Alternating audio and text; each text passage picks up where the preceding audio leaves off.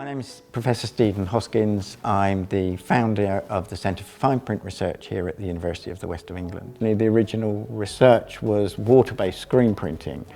At that time, there were a lot of health and safety issues for the user in concerns with the solvents that came off of screen printing ink, which developed into water-based ceramic transfers. That led to a book on screen printing and then wider research. So we've done, I think over the years, 8 or 9 what are called knowledge transfer partnerships, which is where you transfer research into industry from a university. So starting in the early days, the first one we did was with an ink company called Cranfield. We developed an ink called Safe Wash with them, which could be cleaned up with soap and water instead of solvent. But the primary thing was to get them to understand how the users used their product. And now the company has changed. Originally 10% of their production was for artists and 90% was for the commercial industry.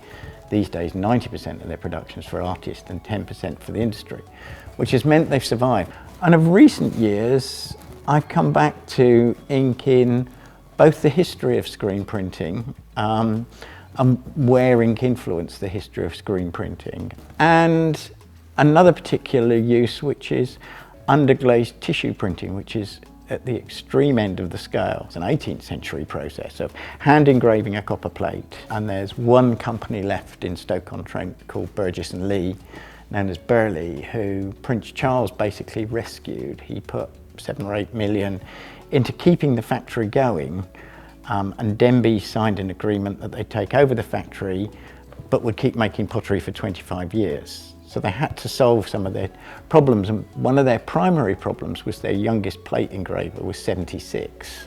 So to keep the factory going, we've actually made digital engraved rollers from some of the original plate images so that they can temporarily put a digitally engraved roller in and keep printing.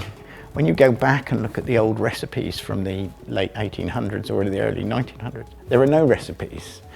And if they are there, the person's probably lied to keep their secrets. When you do begin to compare them to the old recipes, they had things like linseed oil in, which they would have done.